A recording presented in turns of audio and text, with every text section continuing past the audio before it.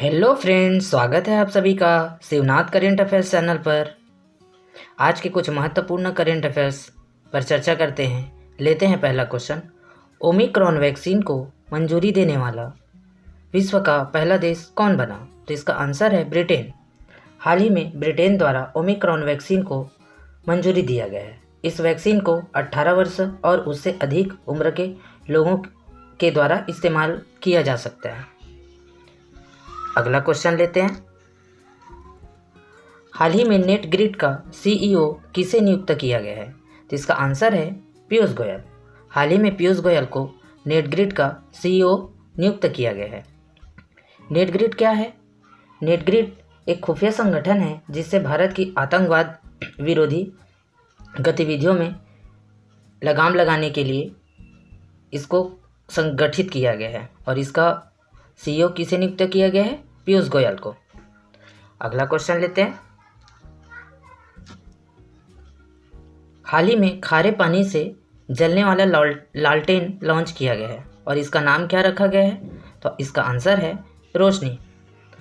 हाल ही में रोशनी नामक एक लालटेन लॉन्च किया गया है।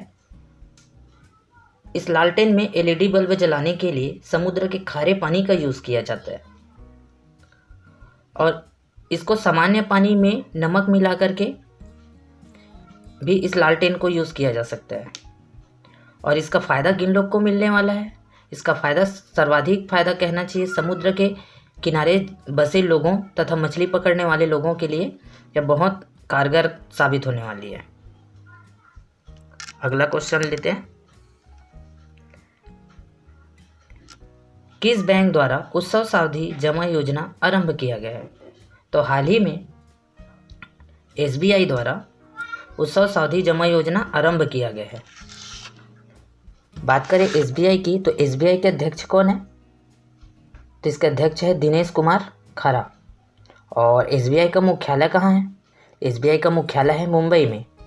और एसबीआई की स्थापना कब हुई थी?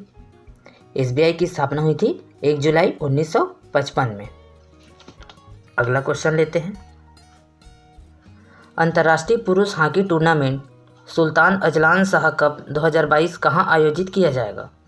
तो इसका आंसर है इपोह, मलेशिया।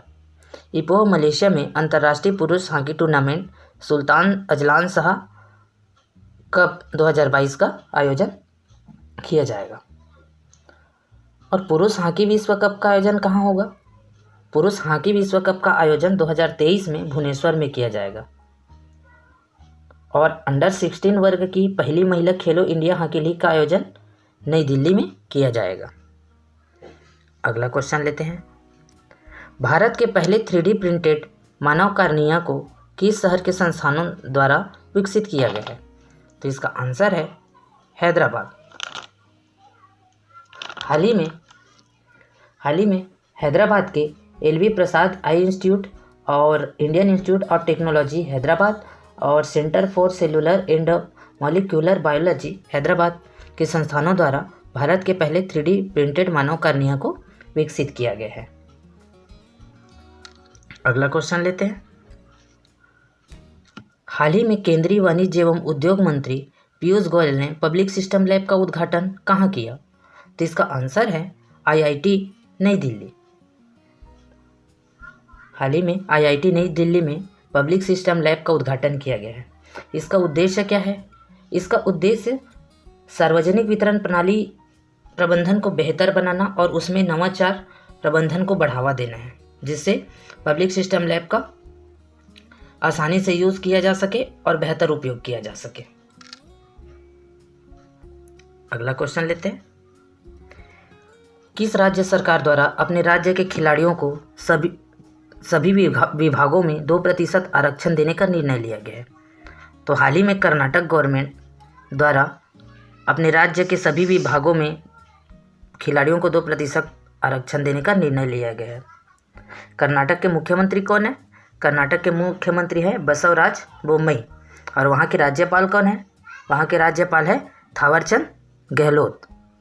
अगला क्वेश्चन लेते हैं। मेक इंडिया नंबर 1 योजना किस केंद्र शासित प्रदेश में शुरू किया गया है?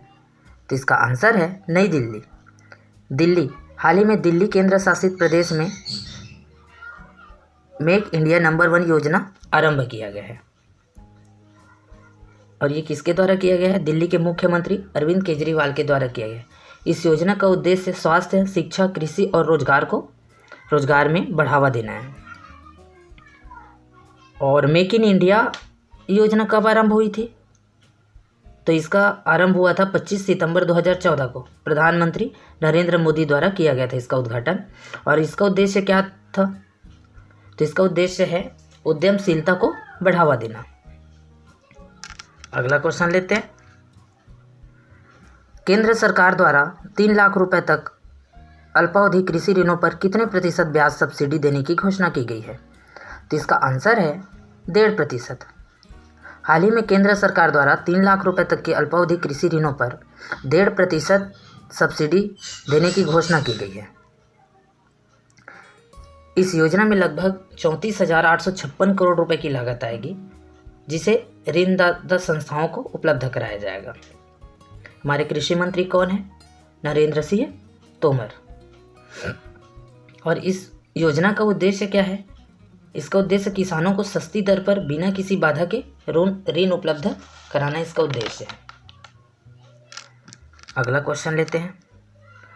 हाल ही में वर्ष 2021-22 के संबंध में प्रमुख फसलों का चौथा अग्रिम अनुमान जारी किया गया। 2021-22 में कुल कितना खाद्यान्न उत्पादन अनुमानित है?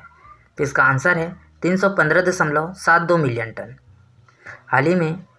हाल ही में फसलों का चौथा अग्रिम अनुमान जारी किया गया है। इसमें कुल खाद्यान्न उत्पादन 315.72 मिलियन टन है, जो कि 2020-21 से की तुलना में 4.98 मिलियन टन अधिक है। चावल का कुल कितना उत्पादन हुआ है? तो चावल हुआ है 130.29 मिलियन टन और गेहूं 106.84 मिलियन टन। अगला क्वेश्चन लेते हैं। राष्ट्रीय सुरक्षा रणनीति सम्मेलन 2022 का आयोजन कहाँ किया गया? तो इसका आंसर है नई दिल्ली में। हाल ही में नई दिल्ली में राष्ट्रीय सुरक्षा रणनीति सम्मेलन 2022 का आयोजन किया गया। अगला क्वेश्चन लेते हैं। नमस्ते योजना का संबंध किस क्षेत्र से है? तो इसका आंसर है शहरी क्षेत्र के स्वच्छता कर्मचारियों के लिए। हाल ही में केंद्रीय गवर्नमेंट द्वारा शहरी क्षेत्र के स्वच्छता कर्मचारियों के लिए नमस्ते योजना लॉन्च किया गया है। इसका उद्देश्य क्या है? इसका उद्देश्य शहरी क्षेत्र के स्वच्छता कर्मचारियों के लिए एक बेहतर इकोसिस्टम का निर्माण करना है। और नमस्ते योजना सामाजिक न्याय और अधिकारिता मंत्रालय तथा आवास एवं शहरी कार्य मंत्रालय की एक संयुक्त पहल है। हमारा वीडियो अच्छा लगा होगा दोस्तों, तो हमारे चैनल को लाइक करें, सब्सक्राइब करें। Thank you so much.